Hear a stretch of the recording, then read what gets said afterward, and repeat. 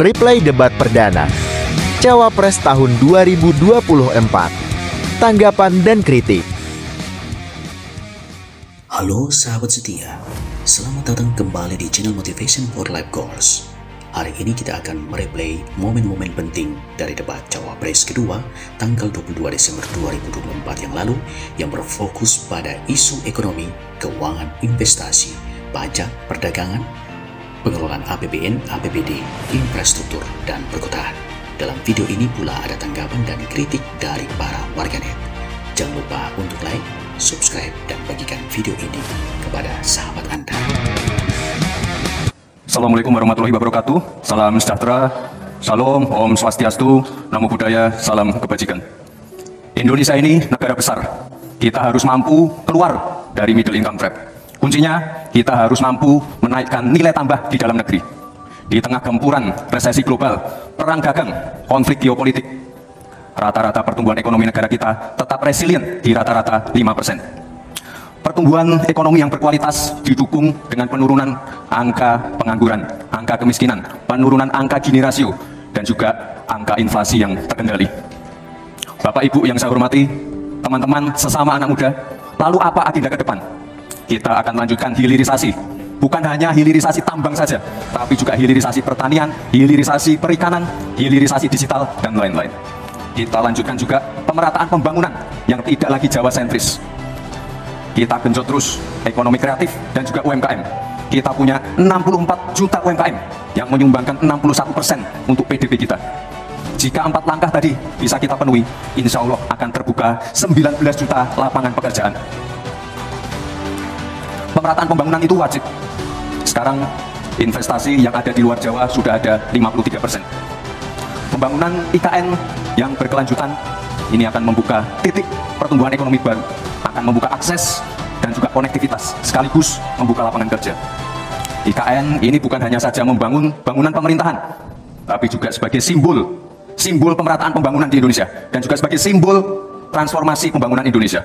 Bapak dan Ibu yang saya hormati, saya juga berkeyakinan suatu saat nanti Indonesia akan menjadi raja energi hijau dunia dengan terus mengembangkan biodiesel, bioaftur dari sawit, bioetanol dari tebu, sekaligus kemandirian gula. Untuk menuju Indonesia emas dibutuhkan generasi emas. Kita harus mampu merubah future challenge menjadi future opportunity. Kita harus punya future talents yang dilengkapi dengan future skills. Untuk itu hilirisasi digital akan kami genjot. Kita akan siapkan anak-anak muda yang ahli artificial intelligence, anak-anak muda yang ahli blockchain, anak-anak muda yang ahli robotik, anak-anak muda yang ahli perbankan syariah, anak-anak muda yang ahli kripto. Bapak dan Ibu yang saya hormati, narasi besarnya di sini adalah keberlanjutan, percepatan, dan penyempurnaan. Terima kasih. Wassalamualaikum warahmatullahi wabarakatuh. Selamat Hari Ibu, selamat untuk kaum perempuan hebat di Indonesia. Terima kasih. Assalamualaikum warahmatullahi wabarakatuh. Mari kita bersujud semuanya, saudara-saudara di seluruh Indonesia, kepada Ibu kita dalam rangka mengucapkan selamat Hari Ibu 22 Desember 2023 ini. Dan sesudah ini kita lanjutkan pengabdian kita kepada Ibu Pertiwi.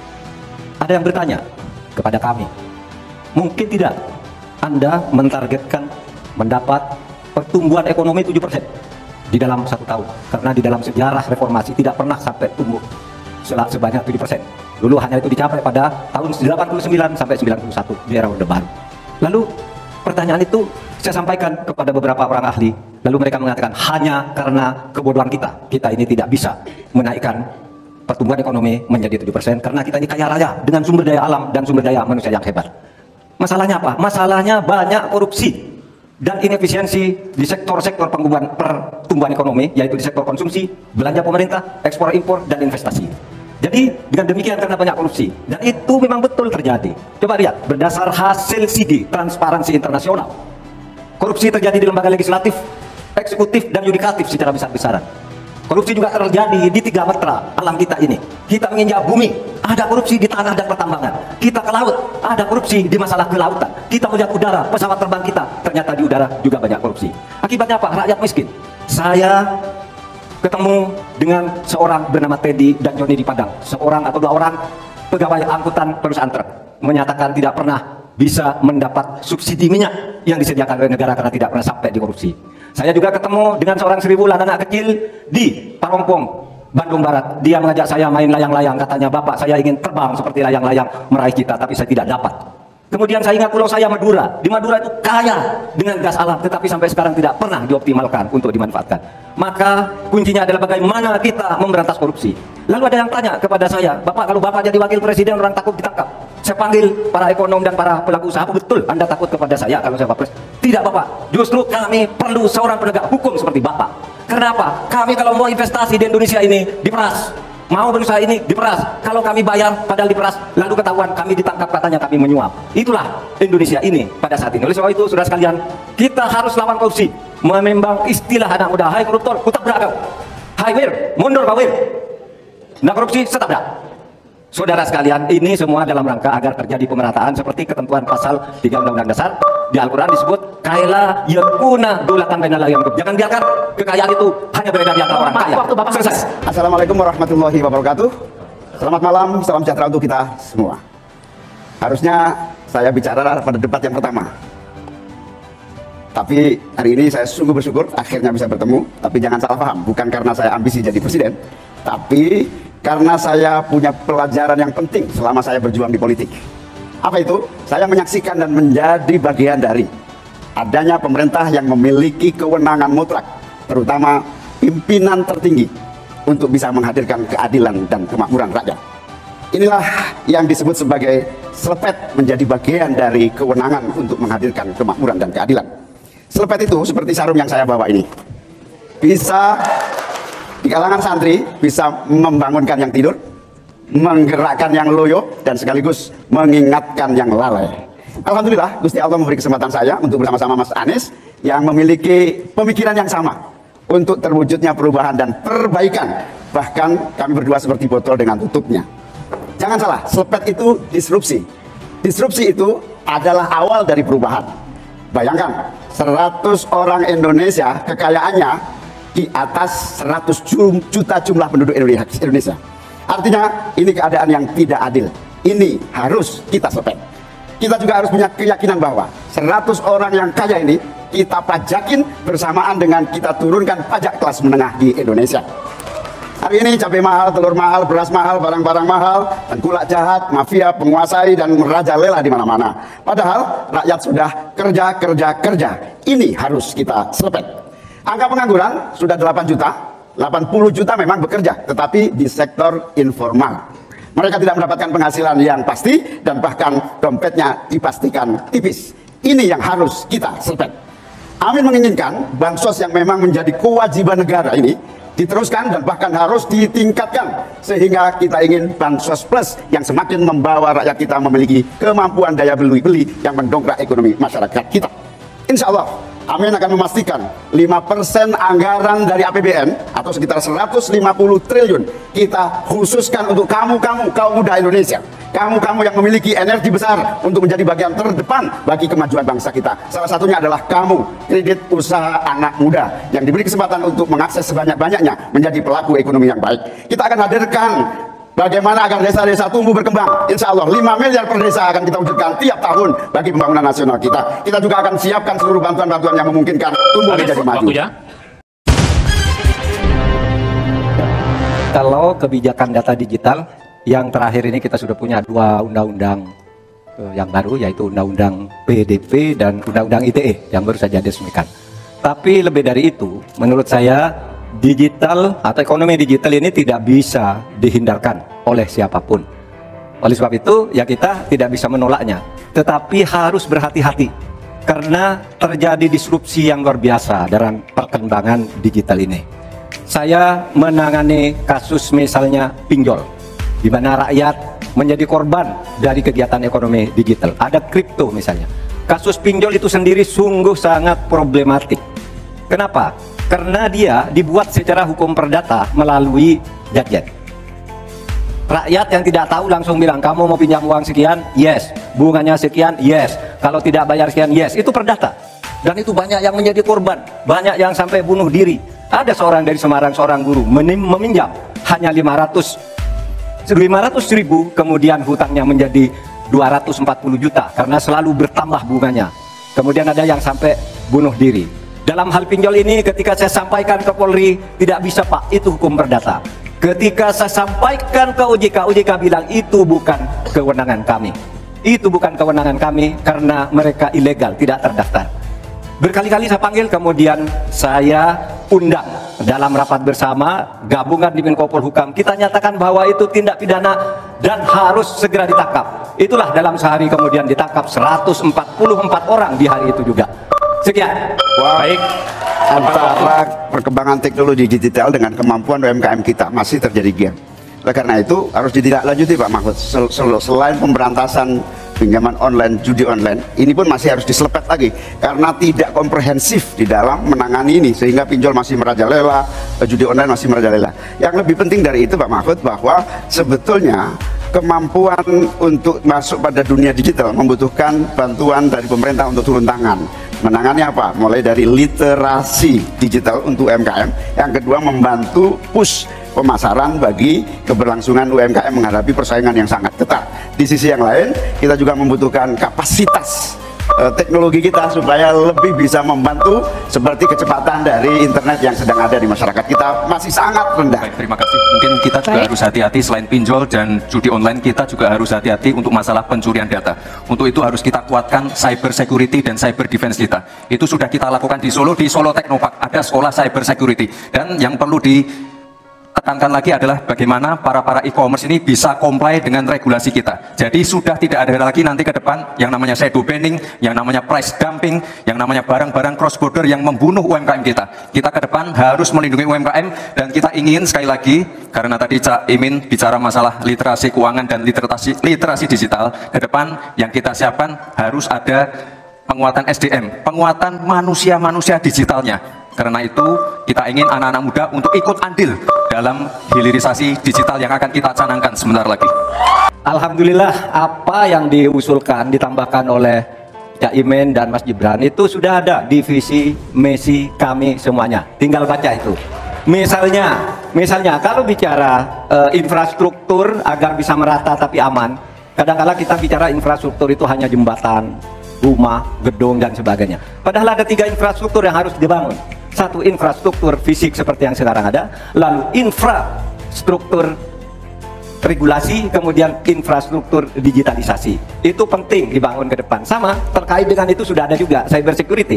Bahkan saya sendiri yang memimpin rapat di Menko Polhukam dengan memanggil pihak-pihak yang terkait dengan tugas-tugas ini agar cyber security ke depan ditegakkan dengan sebaik-baiknya agar kita tidak selalu kecolongan. Selesai. Investasi salah satu yang paling penting buat pertumbuhan ekonomi kita, dan investasi tidak akan ada masuk ke tanah air kita apabila tidak kita bangun trust, kepercayaan internasional, kepercayaan dalam negeri, dengan apa? Dengan kepastian hukum dan terjaganya kestabilan usaha yang berkembang di masyarakat kita. Di sisi yang lain, investasi juga masih sangat tertutup. Kita ingin investasi ini begitu terbuka dan tidak hanya berkonsentrasi kepada investasi yang menumpuk pada sektor-sektor tertentu atau padat modal.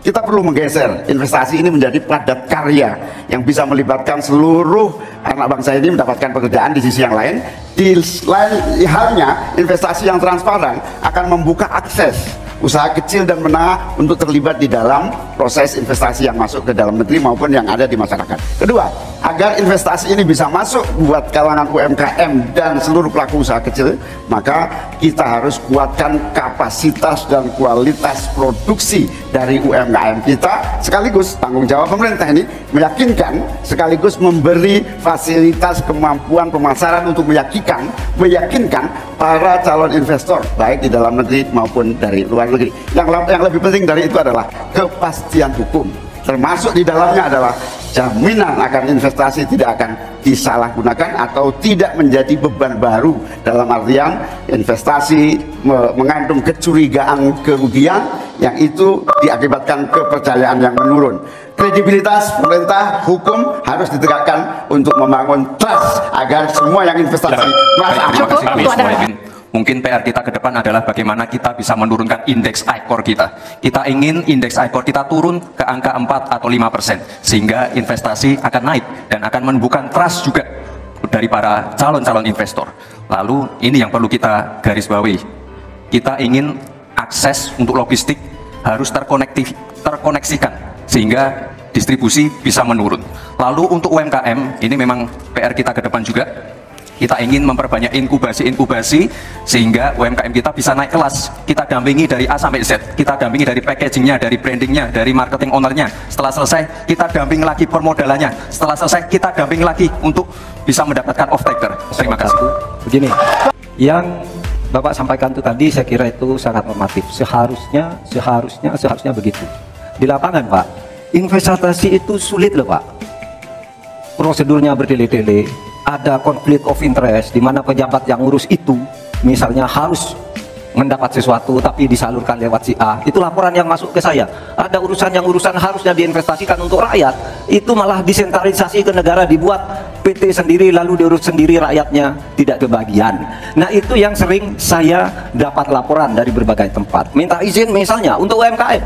Untuk UMKM misalnya berapa? Perlu 24 meja, Pak, untuk mendapat izin UMKM. Pertanyaan saya, instrumen hukum apa yang Pak Imin bisa sediakan untuk menjawab itu semua?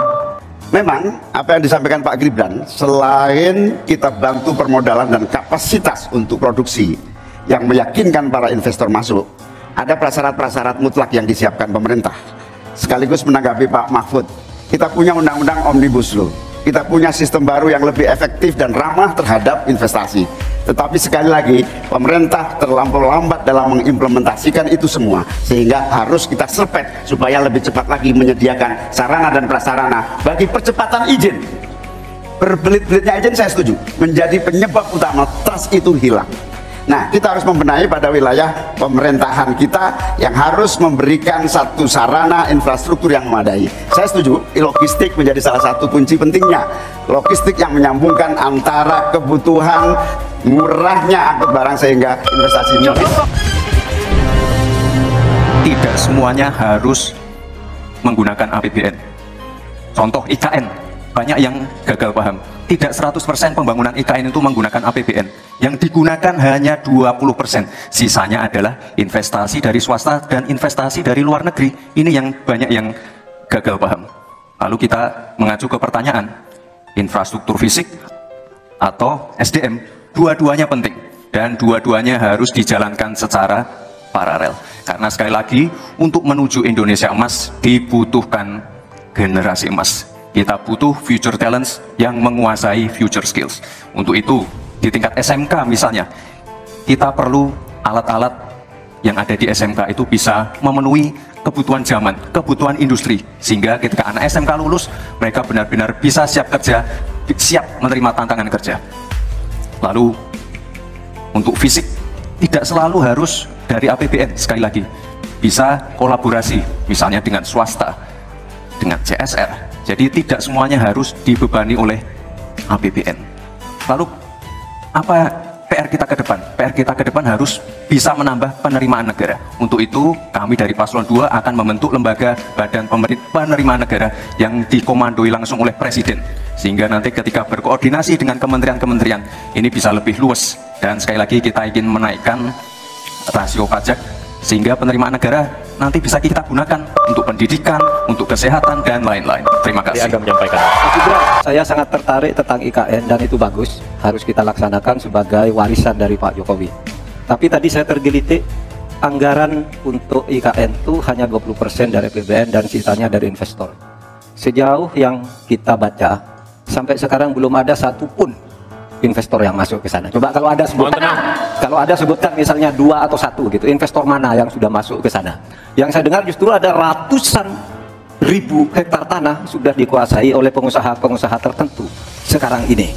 Nah, saya setuju ke depannya itu agar mengundang investor, IKN harus diteruskan, tetapi pendanaannya harus sesuai dengan tujuan semula, bahwa itu sebenarnya mengundang investor. Tapi sekarang ini yang sudah jadi itu semuanya dari APBN, sehingga memang diperlukan langkah-langkah perbaikan agar warisan baik Presiden Jokowi ini bisa kita lanjutkan. Terima kasih. Bisa mulai. Jadi saya setuju bahwa yang paling penting bukan soal infrastruktur dulu atau SDM dulu. Yang paling penting dari ini adalah kemampuan membaca skala prioritas. Seluruh proyek-proyek besar yang ambisius, ini IKN sebagai salah satu contoh saja, itu kalau hanya mengandalkan APBN hampir 500 triliun. Padahal 1% saja dari 400 sekian triliun itu untuk bangun jalan seluruh Kalimantan beres, membangun seluruh kota-kota di Kalimantan beres. Dan yang paling penting infrastruktur yang untuk SDM 3% aja dari seluruh anggaran IKN itu bisa membangun sekolah dengan baik di seluruh Kalimantan. Itu contoh kemampuan mengambil skala prioritas. Oleh karena itu skala prioritas penting. Saya ingat sekali Gus Muhaimin dulu sempat ikut meresmikan dan potong tumpeng di IKN. Ini gimana? Ini nggak konsisten. Dulu dukung, sekarang nggak dukung karena menjadi wakilnya Pak Anies yang mengusung tema perubahan. Sekali lagi Gus, mohon maaf, IKN ini bukan hanya membangun bangunan pemerintah, tapi juga sebagai simbol pemerataan pembangunan di Indonesia, sebagai simbol transformasi pembangunan di Indonesia. Dan untuk menanggapi Prof. Mahfud, Prof, mungkin nanti setelah pulang dari debat bisa di Google, sudah banyak yang masuk pada Agung Sedayu, dan nanti akan tambah lagi mungkin setelah Pilpres, karena mereka pasti akan wait and see melihat stabilitas politik di Indonesia. Terima kasih Prof.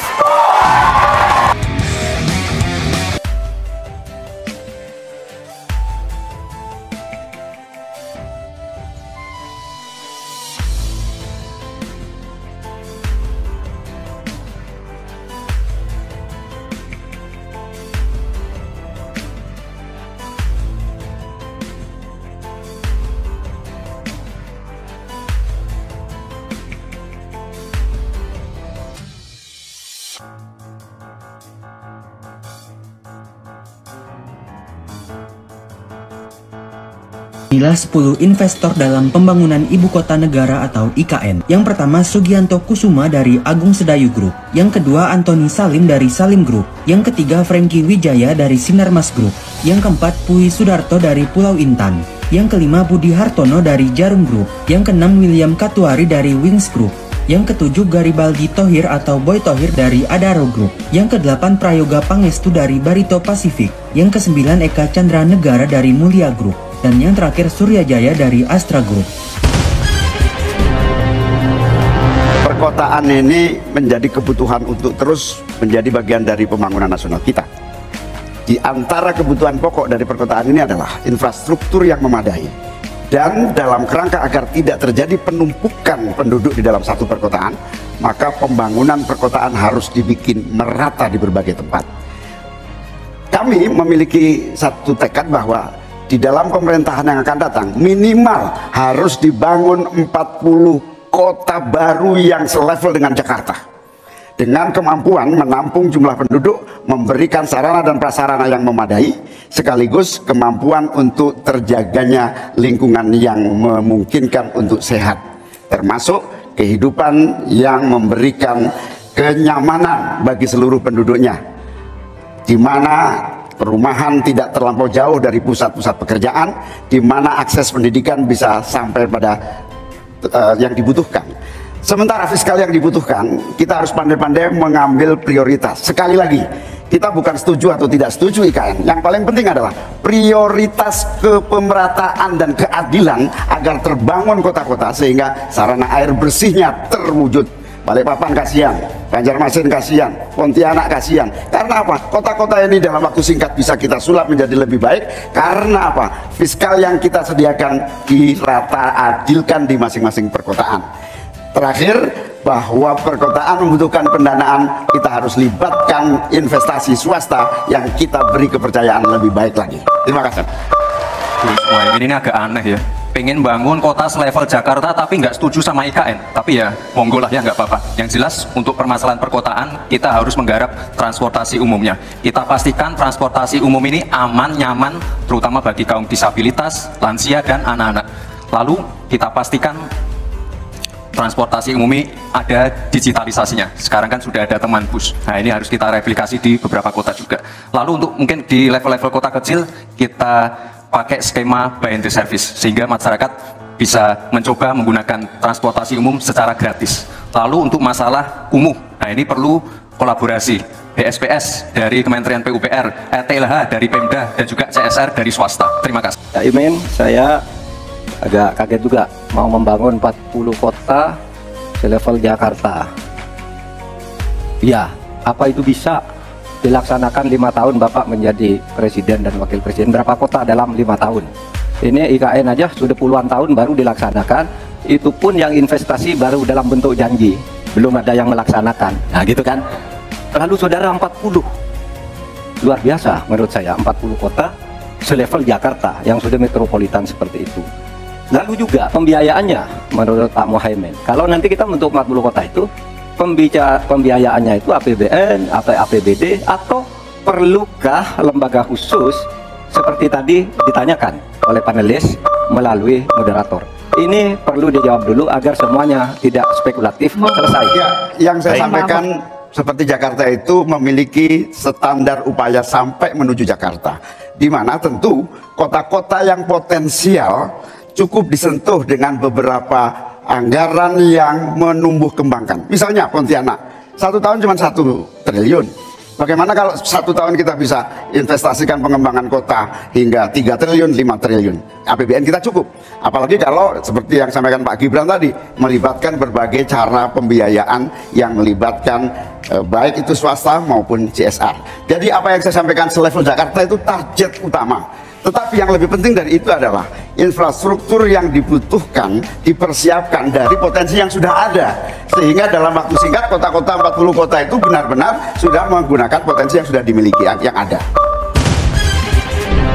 Terima kasih. Jika kita bicara masalah sanitasi dan air bersih, ini nanti nyambung ke masalah stunting. Untuk masalah sanitasi, ini perlu kolaborasi banyak pihak. Misalnya apa yang sudah saya lakukan di Solo. Kita membangun IPAL komunal di perumahan padat penduduk. Ini penting sekali. Lalu untuk kebutuhan air bersih, kita juga bekerja sama dengan kabupaten sekitar, misalnya dengan Wonogiri, Klaten, untuk mendapatkan air bersih.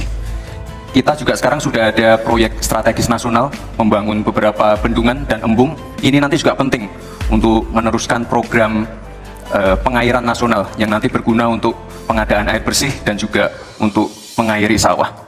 Ke depan, masalah sanitasi dan air bersih ini penting sekali, karena kami dari paslon nomor 2 ingin menyiapkan generasi-generasi emas yang sehat dan pintar. Kalau kita mengintervensi masalah stunting, kita juga harus mengintervensi tempat tinggalnya juga. Kita tidak bisa hanya memberikan gizi tambahan untuk ibu hamil dan lain-lain, tapi kita tidak menyentuh rumah tinggalnya. Jadi ini harus dikerjakan secara paralel. Stunting kita kerjakan, pemenuhan gizi kita kerjakan, sanitasi, drainase, air bersih, kawasan kumuh, ini harus kita selesaikan juga secara paralel. Terima kasih. Mas Gibran yang terhormat, tadi itu pertanyaan yang dibaca oleh moderator. Bagaimana strategi paslon untuk memastikan penyediaan infrastruktur sosial tanpa membebani keuangan daerah? Kayaknya belum terjawab. Tadi yang dijawab tuh infrastruktur fisik semua tuh. Infrastruktur itu kan ya ada infrastruktur sosial, ya itu yang penting. Kemudian regulasi. Bagaimana Anda menyiapkan regulasi sekarang ini agar semua itu bisa berjalan dengan baik? Nah kalau infrastruktur fisik mungkin sih bisa saja di adik dari APBN, APBD gitu, ini untuk ini. Tapi masalahnya kita punya problem dengan infrastruktur sosial seperti yang ditanyakan tadi. Nah itu saya kira yang perlu dijelaskan lebih jauh. Selesai. Infrastruktur yang disampaikan Pak Gibran menjadi bagian dari yang perlu disediakan. Tapi infrastruktur sosial atau infrastruktur kerakyatan, pada dasarnya kita bisa melibatkan semua pihak untuk hadir dan memberikan solusi. Contohnya infrastruktur gedung-gedung sekolah, yang memberikan kesehatan, kecerdasan bagi masa depan anak didik kita. Apa yang bisa kita lakukan? Misalnya, kita bebaskan pajak buat seluruh penyelenggara pendidikan supaya fiskalnya terpenuhi, supaya pendidikan bisa terjangkau, sehingga semua bentuk pendidikan, semua bentuk yang berkaitan dengan pencerdasan kehidupan masyarakat kotanya, maka dibebaskan pajaknya. Ini seperti yang sudah dilakukan di Jakarta, yang ini bisa kita tarik ke tingkat nasional. Infrastruktur sosial tercipta dengan pemerintah memberi fasilitas yang memadai. Terima kasih. Mungkin Prof. Mahfud dan Gus Muhaimin kurang paham dengan apa yang sudah saya paparkan. Saya tadi juga bicara masalah infrastruktur sosial, stunting itu loh Pak.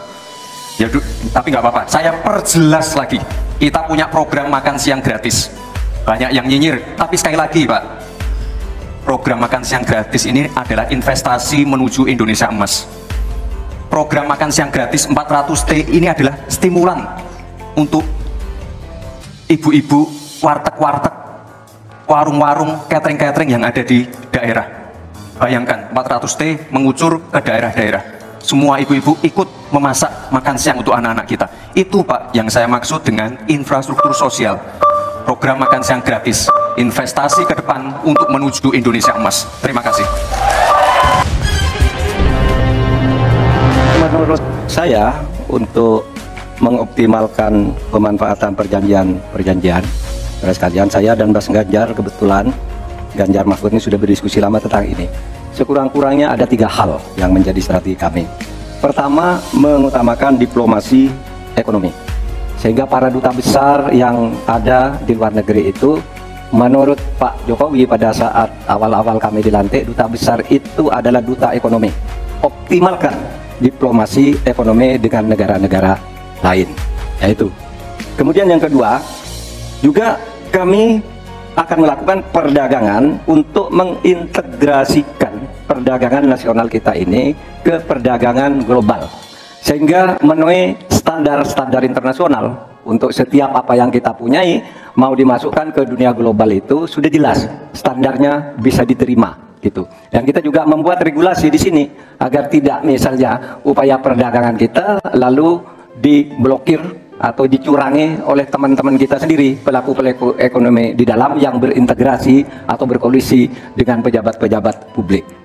Kemudian, kalian, kami akan mengutamakan penguatan ekonomi nasional agar ekonomi nasional itu juga bisa tumbuh ke dalam, sehingga nantinya masuk dengan strategi kedua tadi, bahwa kualitas barang dagangan kita itu bisa diterima di luar negeri dan produktif, sehingga juga tidak susah misalnya untuk diterima oleh dunia internasional. Saya kira itu bagian strategi yang sudah kami diskusikan dan selesai. Pak Mahfud, kalau diplomasi sebagai pemasaran itu normatif ya. Ini sudah menjadi pengetahuan umum. Yang paling penting itu adalah bagaimana nyelepet para diplomat berubah wajah menjadi pemasar-pemasar yang tangguh. Diplomasi pemasaran yang ekspansif itu tidak kita miliki. Karena memang seluruh cara kerja diplomasi kita masih politik dan sangat normatif. Yang kedua, kita bisa hadir di dalam dunia perdagangan global kalau kualitas produksi dalam negeri kita juga punya standar yang baik. Saya sampai hari ini sangat prihatin, kita tidak ada satupun yang terus mengupgrade secara masif kualitas dan standar, semuanya kayak dibiarkan tumbuh sendiri-sendiri gitu.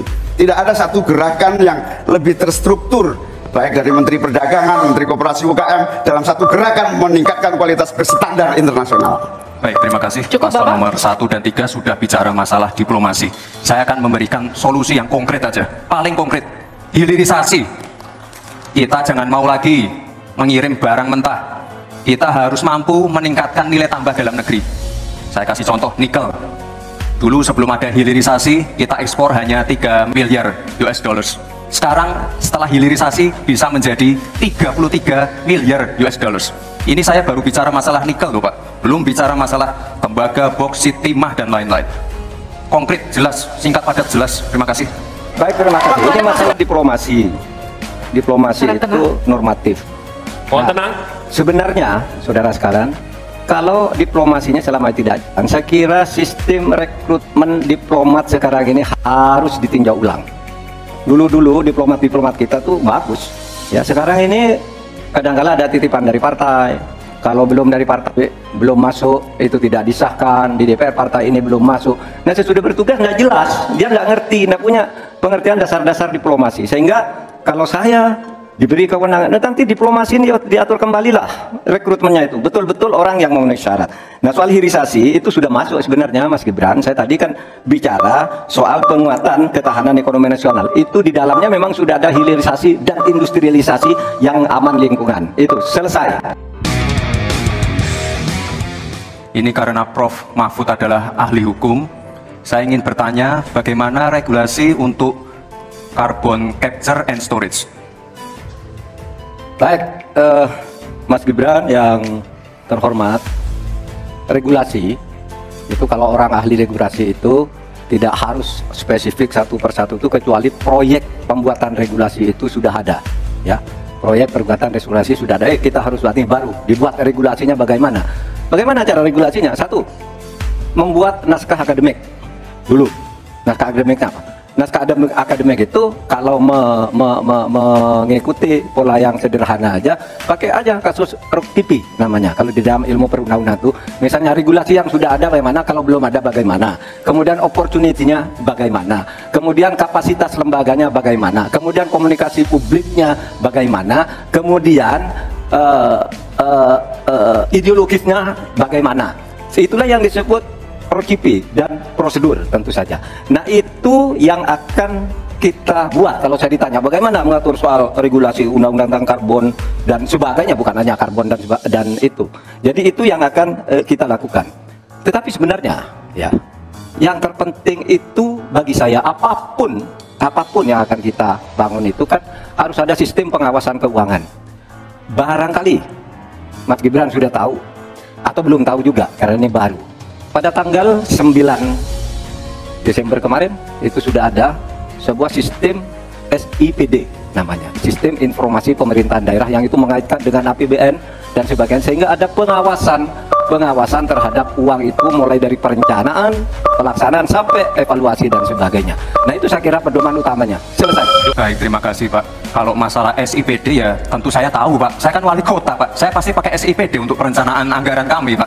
Tapi kembali lagi ke pertanyaan saya Pak. Pak Prof. Mahfud menjawab 2 menit, tapi pertanyaan saya belum dijawab sama sekali Pak. Apa regulasinya Pak untuk carbon capture and storage? Simpel sekali Pak pertanyaan saya Pak. Mohon dijawab Pak. Dijawab sesuai pertanyaan yang saya tanyakan Pak. Nggak perlu ngambang kemana-mana Pak. Terima kasih. Baik, cukup ya Pak ya. Kita lanjutkan, silakan Pak Mahfud. Jadi begini Mas Gibran, di dalam ilmu hukum, misalnya saya tanya kepada Anda sekarang ya, bagaimana cara membuat aturan tentang antariksa nasional? Anda pasti tidak tahu. Jawab sekarang, coba kalau pasti tidak tahu. Karena karena hukum itu perlu masalahnya dulu apa yang mau dibuat. Itulah kemudian dibuat naskah akademik menurut peraturan yang sekarang ada. Di dalam Perpres itu disebutkan buat naskah akademik. Nah, akademik itu nanti dinilai bersama lalu dibahas gitu rame-rame. Nah, naskah akademik itulah yang akan menentukan bagaimana prosedur, kemudian bagaimana sebenarnya materi-materi yang diperlukan untuk itu. Apakah ini sudah ada yang ngatur cuma namanya berbeda atau tidak? Nah, itu semua. Kalau Anda tanya gimana sih cara membuat peraturan, ya gampang, sesederhana itu aja. Kalau Anda ditanyakan hal baru, jadi buat naskah akademik, kita diskusikan. Nah, itu sebuah prosedur karena Anda bicara membuat hukum. Selesai. Bapak Cawapres Pak Mohaimin, saya melihat ya di dalam visi misi Anda itu ada Ryan ICOR 45, efisiensi akan meningkat. Nah Pak, kalau itu bisa dicapai seperti di tahun 89-91, maka pertumbuhan ekonomi kita ini bisa mencapai 7%. Kalau 4 saja, Anda punya visi targetnya itu ICOR-nya 4-5. Padahal pertumbuhan dengan 4 saja itu bisa 7% pertumbuhan ekonomi nasional. Sehingga dengan demikian saya kok jadi ingin tahu kenapa di dalam visi misi Anda tingkat pertumbuhan yang ditargetkan hanya 5-65. Kok tidak berani 7? Kalau 4 apalagi sampai 5, seharusnya berani sampai 7. Selesai. Kalau membuat target pertumbuhan bisa saja 7-8% bisa saja. Tetapi yang ingin kita wujudkan adalah pertumbuhan yang berkualitas dan inklusif, di mana setiap pertumbuhan itu memiliki apa yang disebut sebagai dampak langsung di dalam penyerapan tenaga kerja, di dalam peningkatan pendapatan masyarakat, di dalam satu percepatan pemerataan pembangunan. Target 5,5-6% itu dengan kalkulasi agar kalau kita tidak terlampau realistis, kita khawatir ujung-ujungnya utang luar negeri lagi. Utang luar negeri yang terlampau banyak ini mengakibatkan beban bukan hanya pemerintahan hari ini, tetapi juga anak turun kita akan mengalami banyak beban utang yang panjang. Salah satunya adalah bagaimana agar APBN kita sehat. Sekarang saja presentasi 3.000 triliun APBN aja untuk membayar utangnya cukup tinggi, sehingga mengurangi tidak kurang dari 20% APBN kita untuk membayar utang luar negeri. Sehingga target yang berjumlah 5,5% sampai 6,5% itu realistis, yang akan tidak membebani bagi proses pembangunan kita di masa yang akan datang. Di sisi yang lain, kita pasti tahu bahwa salah satu syarat-syarat pertumbuhan yang bisa sehat itu adalah apabila investasi yang masuk juga tidak menjadi beban baru bagi pembangunan nasional kita. Apa beban baru itu? Yaitu tingginya tanggungan bunga-bunga yang harus, terutama kalau utang G2G, yang menjadi beban berat bagi APBN kita hari ini dan di masa-masa yang akan datang. Kami, Ganjar Mahfud, itu mentargetkan pertumbuhan ekonomi kita itu 7%. Itu hitung-hitungannya mudah. Tadi saya sudah sebut di pertama. Betapa saya menyelamatkan korupsi yang diurus kantor langsung saya aja 677 triliun. Itu kalau dibagi ke UMKM, itu luar biasa. Kemudian yang ditemukan oleh ICW sejak tahun 2014 yang sudah inkrah korupsi itu berapa? 233,7 triliun. Nah ini kalau kita pangkas melalui penegakan hukum yang benar, ini bisa mencapai 7. Tapi Anda menyimpang dari rumus yang selama ini terjadi. Kalau Anda berani dengan ekor 4 saja, Anda pasti bisa 7%. Pasti bisa 7%, apalagi 4 sampai 5. Nah ini Anda mentargetkan segini, tapi pertumbuhan ekonominya cuma 5,6. Secara matematis agar kurang cepat selesai. Tentu saya sangat setuju. Bukan hanya pemberantasan korupsi yang membawa pemasukan bagi APBN kita, menjaga kebocoran APBN kita, tapi juga pendapatan negara bukan pajak yang juga menjadi bagian dari andalan. Akan tetapi kita juga harus realistis bahwa 7% itu bisa jadi cuma omong kosong, di mana kenyataannya setelah APBN kita jalan sampai hari ini aja 5% yang diterapkan oleh pemerintah hari ini juga masih mengalami banyak kontraksi. Dalam arti utang luar negeri masih menjadi andalan utama. Sekaligus kita juga menyaksikan bagaimana 5% itu realnya di lapangan tidak sampai 5%. Sehingga saya khawatir kalau target 7% itu dipaksakan, ujungnya bukan pertumbuhan yang sehat, tetapi pertumbuhan semu yang terus. Terima kasih Pak Gibran. Pak Gibran ini telah berhasil menjadi wali kota sekaligus pengusaha yang sukses. Bahkan berbagai proyek-proyek besar telah berhasil dibangun di Solo. Ini menjadi prestasi, tetapi kita ingin prestasi ini ditularkan kepada yang lain. Saya ingin Pak Gibran menyampaikan tips and tricks agar bupati, wali kota, dan pemerintah daerah yang lain bisa belajar agar proyek-proyek besar bisa dimasukkan di kota Solo. Bagaimana caranya ini? Baik, Gus Muhaimin, saya jelaskan ya. Sekarang Indonesia itu sudah memulai yang namanya pemerataan pembangunan. Yang dibangun bukan hanya Solo saja. 53% investasi kita sudah ada di luar Jawa. Kalau kita pengen fair ya Gus, jumlah proyek, jumlah anggaran yang digelontorkan ke Solo sebelum saya jadi wali kota itu lebih besar. Saya tahu lah ini arah pertanyaannya kemana, tapi yang jelas ini Gus, apa yang sudah dibangun, yang kita lihat bukan bangunan fisiknya saja, tapi kita lihat impactnya ke warga. Bangun masjid menggunakan CSR dari Abu Dhabi, impactnya apa? UMKM kita sekarang melesat, wisata kita melesat.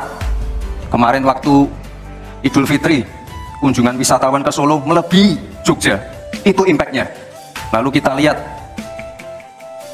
kita punya kebun binatang Solo Safari, tidak pakai APBN. Masjid tidak pakai APBN. Tapi impactnya apa? Impactnya ke masyarakat.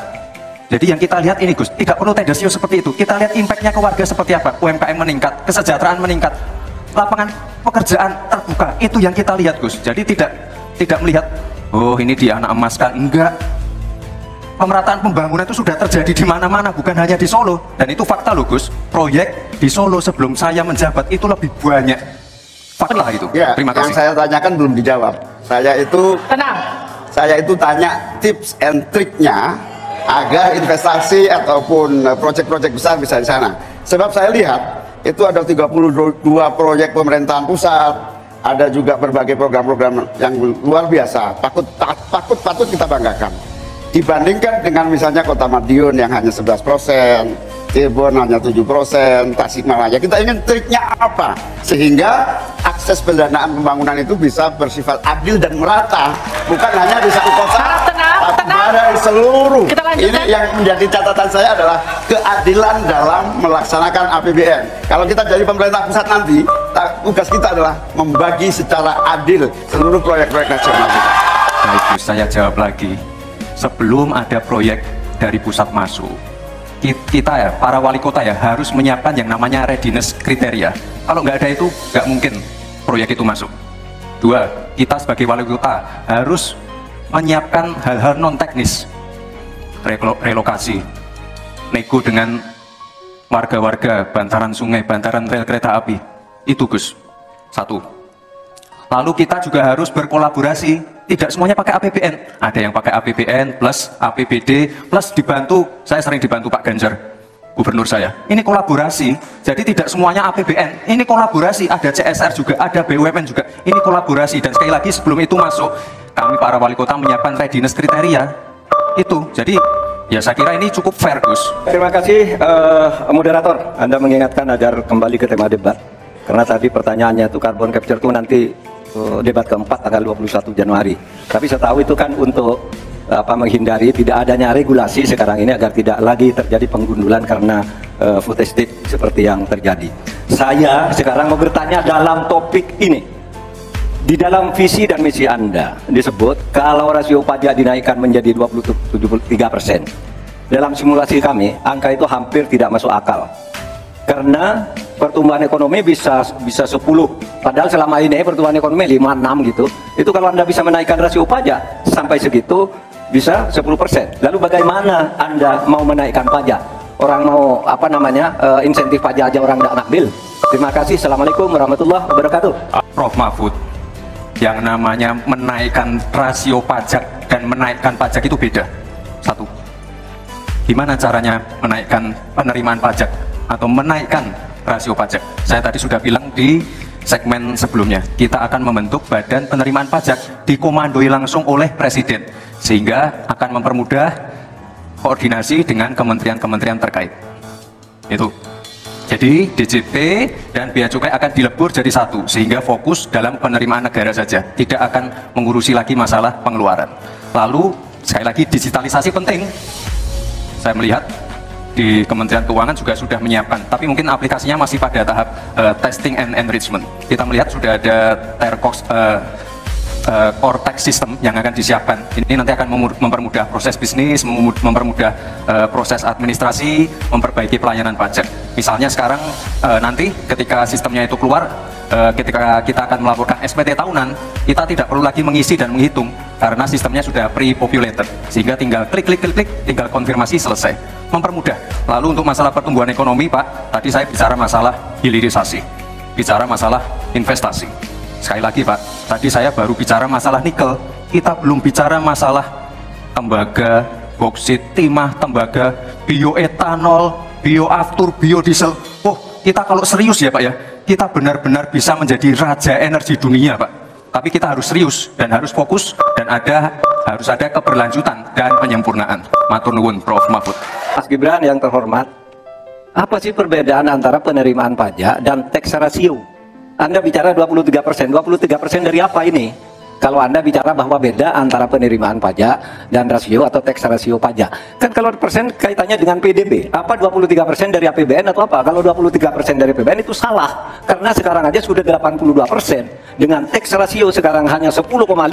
Sumbangan terhadap APBN itu 20%. Saya ingin tanya, 23% itu dari apa? 23% dari PDB atau dari APBN atau apa? Untuk menaikkan pajak. Hati-hati loh.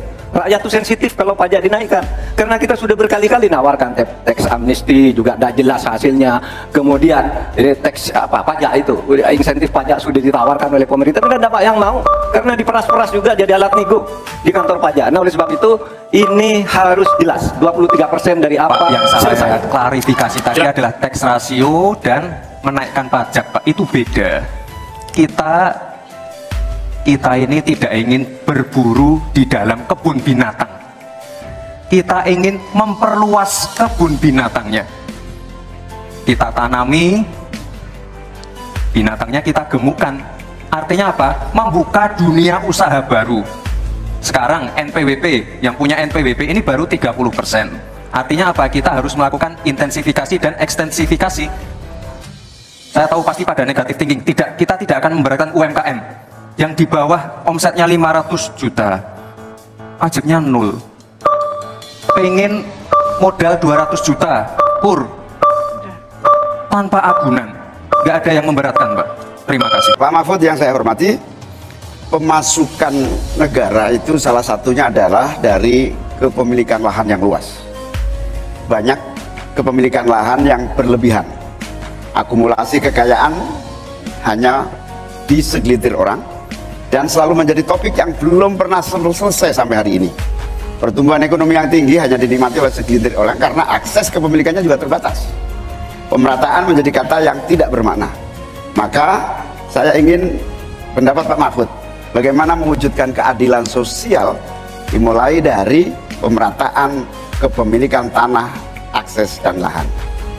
Karena kalau sampai hari ini begitu, maka tidak akan pernah ada kemampuan rakyat untuk mengakses modal ekonomi. Terima kasih. Silakan Bapak. Baik. Caimin, silakan. Itu diskusi sudah lama. Sejak zaman Bung Karno itu dulu mengeluarkan undang-undang land reform, redistribusi lahan itu tadi. Yang sampai sekarang itu tidak jalan meskipun undang-undangnya masih berlaku. Kenapa? Lagi saya katakan, ini pada aparat, pada kedisiplinan kita, pada penegakan hukum kita.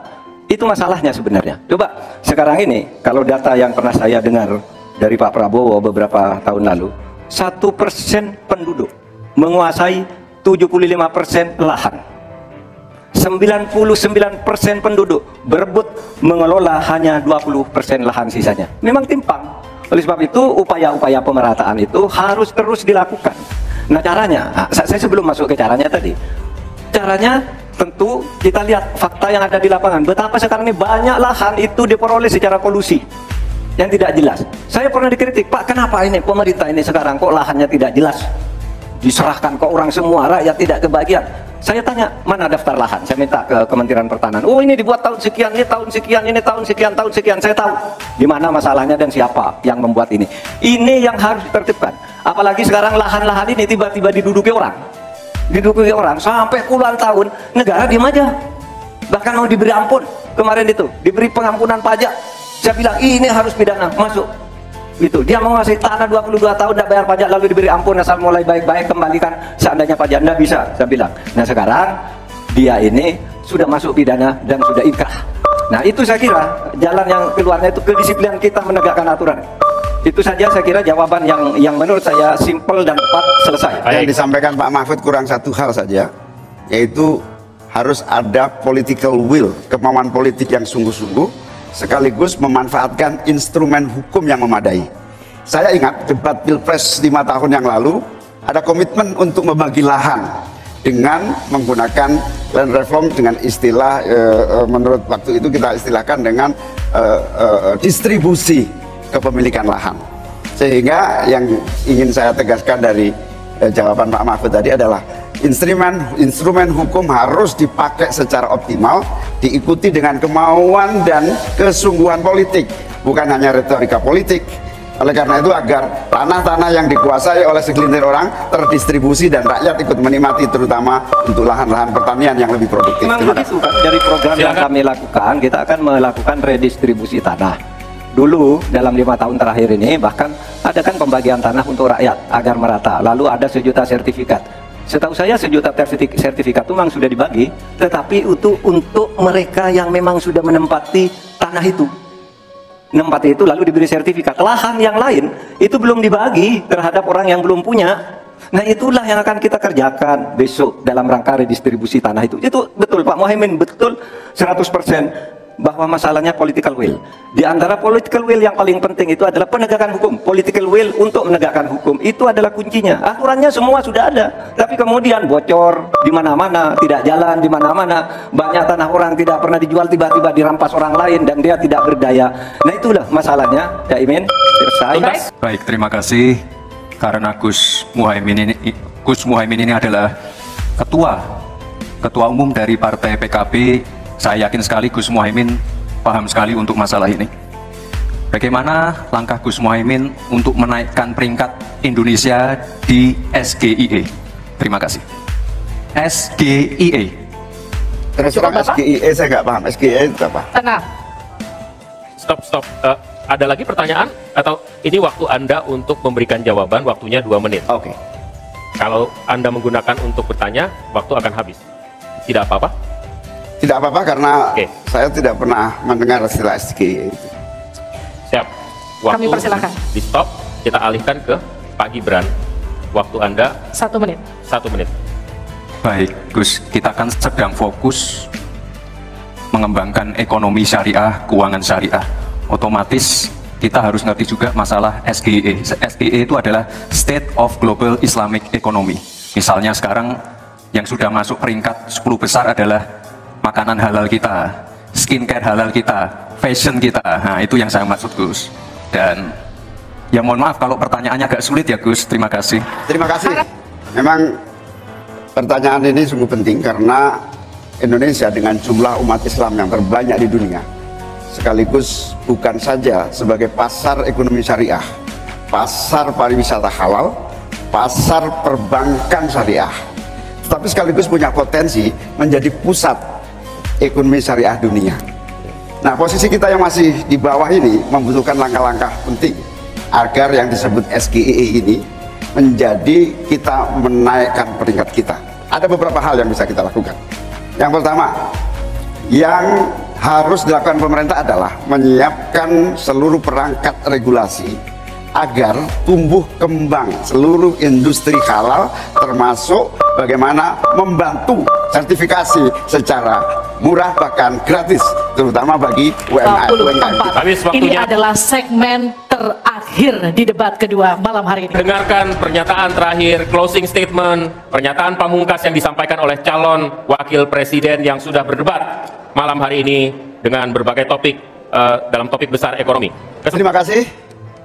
Sarung adalah simbol kesetaraan dan keadilan. Sarung itu lembut, tapi di tangan orang yang baik bisa jadi selepet atas ketidakadilan dan kecurangan. Yang tidak ada dalam kebijakan ekonomi kita saat ini adalah keberanian untuk mewujudkan aturan main yang adil dan keberanian untuk berpihak kepada rakyat. Itulah kenapa kami menggagas Slepetnomics sebagai solusi ekonomi kita. Segala ketidakadilan kita selepet. Slepetnomics adalah gagasan ekonomi yang sudah diuji oleh para pakar dan berbasis pada pengalaman batin dan juga pengalaman rasa. Ke depan, proyek yang menyedot begitu banyak uang rakyat hanya untuk memenuhi selera tertentu, kita harus selepet. Kita hadirkan perubahan berupaya berupa pemerataan dan pembangunan kota-kota dan desa-desa di seluruh Indonesia. Ke depan, kecurangan pembuat aturan yang merangkap sekaligus pemain bisnis harus kita selepet. Kita bangun kesetaraan bagi semua pelaku usaha untuk maju bersama. Dengan Slepetnomics kita pastikan pembangunan ekonomi Indonesia dikerjakan pakai hati, pakai otak. Sekali lagi, pembangunan Indonesia dilaksanakan pakai hati, pakai otak. Mari kita berdoa, semoga insya Allah saya dan Mas Anies memimpin Indonesia, kita kerjakan pembangunan dengan menggunakan pakai hati, pakai otak. Semoga kita senantiasa diberi kekuatan untuk mewujudkan perubahan bagi bangsa kita. Amin. Baik. Indonesia ini negara besar. Kita harus bersyukur di tahun 2020 sampai 2030 nanti kita akan mendapatkan bonus demografi. Saat itulah sebagian besar penduduk kita ada pada usia produktif. Ini kesempatan kita untuk meningkatkan produktivitas nasional. Peluang untuk menuju Indonesia emas makin terbuka lebar. Tapi Bapak Ibu yang saya hormati, teman-teman sesama anak muda, ingat, Kesempatan ini hanya datang sekali. Kesempatan ini tidak akan terulang lagi. Untuk itu kita harus kerja keras, kerja fokus, berani melakukan lompatan. Saya ucapkan terima kasih kepada Pak Prabowo yang sudah memberikan saya kesempatan untuk ikut andil dalam kontestasi ini. Saya sangat bangga sekali saya menjadi bagian dalam perjalanan menuju Indonesia Emas. Saya ucapkan terima kasih juga Prof. Mahfud, Gus Muhaimin. Saya sangat senang sekali bisa satu panggung dengan orang-orang hebat seperti ini. Senang sekali anak muda bisa bertukar pikiran dengan ketua umum partai dan seorang profesor. Sekali lagi, terima kasih. Anak-anak muda harus saling mendukung, anak-anak muda harus saling bergandengan tangan. Saya yakin Indonesia Emas bisa tercapai. Terima kasih. Wassalamualaikum warahmatullahi wabarakatuh. Selamat Natal dan Tahun Baru. Kami Ganjar dan Mahfud ingin memastikan untuk menyelenggarakan negara yang bersih melalui penegakan hukum tanpa pandang bulu. Ganjar Mahfud menyiapkan 21 program unggulan senilai 2.500 triliun rupiah selama 5 tahun, yaitu 1. 17 juta lapangan kerja, 1 desa, 1 fasket, 1 nakes, 3 uang saku kader posyandu, 4 10 juta hunian, punya rumah semudah punya motor, 5 sekolah dapat gaji, lulus pasti kerja, 6 1 keluarga miskin, 1 sarjana, 7 perempuan maju, 8 buruh naik kelas, 9 kuliah gratis untuk anak prajurit dan bayangkara, 10 mudah berusaha termasuk UMKM dan koperasi, 11 masjid sejahtera, pengurus masjid terlindungi, 12 guru ngaji dan guru agama lain digaji, pasokan pangan aman, harga enak di kantong, lansia bahagia, anak cucu gembira, 15 petani bangga bertani, 16 di laut kita jaya, nelayan sejahtera, 17 disabilitas mandiri berprestasi, 1 desa 1 mobil akses, 18 internet super cepat gratis dan merata, 19 bansos pasti lanjut tapi harus tepat sasaran, 20 sikat KKN, dan terakhir KTP Sakti. Segala kebijakan pemerintah harus mengutamakan kemakmuran dan kesejahteraan rakyat, termasuk memelihara fakir, miskin, dan anak terlantar seperti ketentuan pasal 34 ayat 1 Undang-Undang Dasar. Semoga niatan baik dan keikhlasan kami mendapat ganjaran ilahi dan tercatat di Lauhil Mahfuz. Tanggapan dan kritik warganet. Ini pertama kali saya lihat Gibran berdebat ternyata mampu, mirip bapaknya lagi. Jadi kenapa selama ini seolah-olah dibikin underdog, seolah-olah tidak mampu? Itu strategi atau apa sih? Bukan. Ya, Mas Gibran kan sekarang ini fokus untuk melakukan kegiatan-kegiatan yang bersentuhan langsung dengan masyarakat, terutama belusukan, bertemu dengan anak-anak muda, milenial, kemudian mengetahui dan bercakap tentang isu-isu yang memang sangat nanti debat akan meledak seperti itu atau lebih hebat?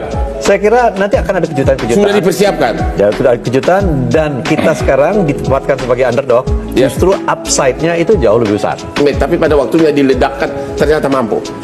Saya kira tidak perlu kita sengaja atau tidak sengaja, persepsi masyarakat mungkin dari awal sudah demikian. Ya, persepsi benar. Bahwa Mas Gibran paling muda, rekam jejaknya mungkin tidak sepanjang para cawapres yang lainnya, ya. Tetapi bukan berarti bahwa Mas Gibran itu tidak bisa belajar dan belajar cepat. Ya. Saya kira kecerdasannya di atas rata-rata. Ketika kita berbicara tentang hal-hal menyangkut ekonomi, investasi, keuangan, perpajakan, APBN dan lain-lain, begitu cepat beliau menangkap. Dan ternyata dia dari 2 universitas ya. Betul. Dari Singapura dan Australia. Dan satu lagi satu kampus sama saya dari Sydney, UTS. University of Technology.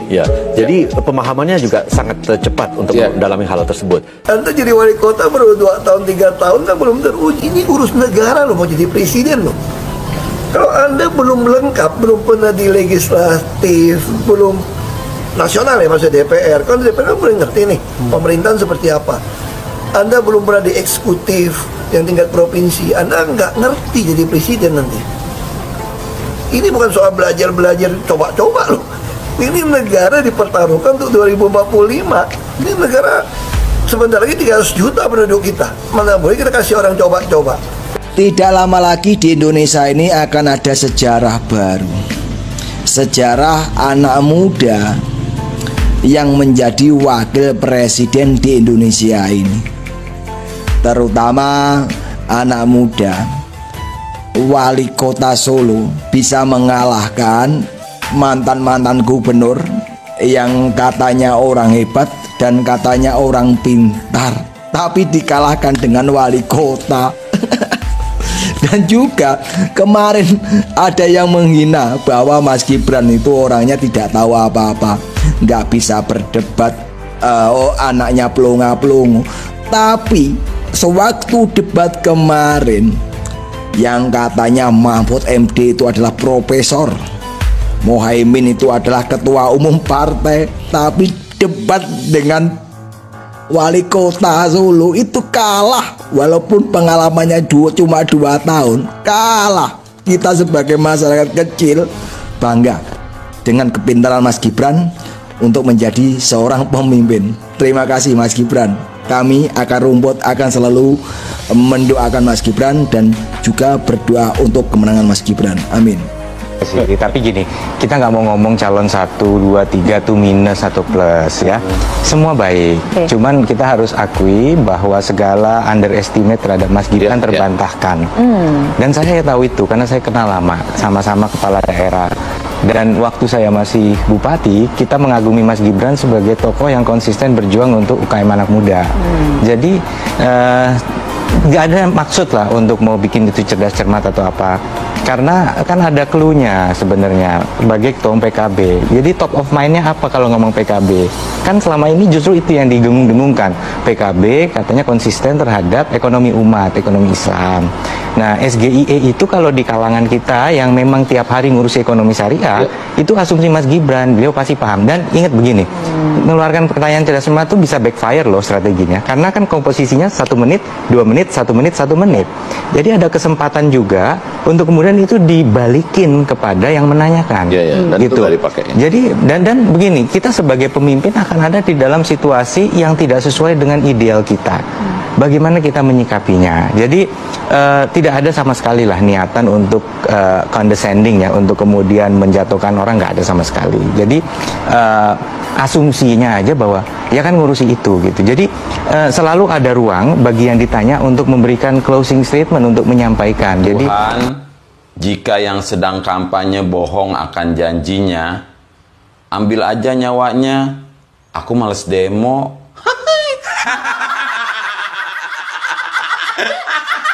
Dengan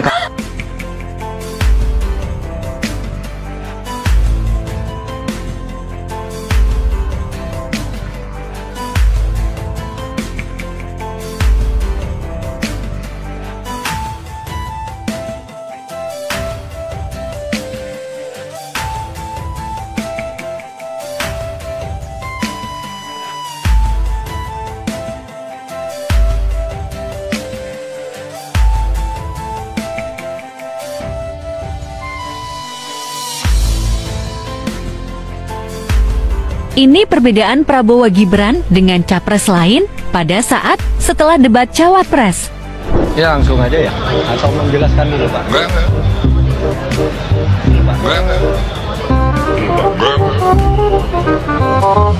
Baik rekan-rekan media, langsung saja siapa yang ingin bertanya dari tengah, silakan Mbak. Kembangkan menjadi kota yang maju, terutama infrastruktur dan kebutuhan air. Banjarmasin hari ini ada 2 masalah besar. Yang pertama adalah keterbatasan air bersih, menjadi problem utama masyarakat. Bukan Banjarmasin. Yang pertama, Banjarmasin kadang masih problem jalan raya, jalan yang masih menjadi. Saya sangat bangga dengan calon wakil presiden saya. Ya, saya sangat bangga. Tadi saya beri nilai 9,9 kira-kira itu.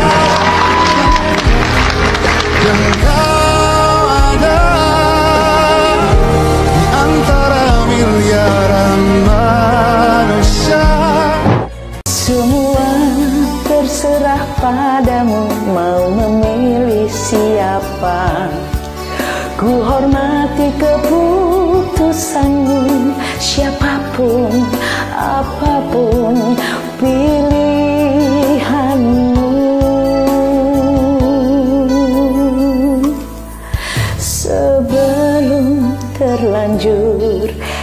salah memilih, yakinkan pilihanmu.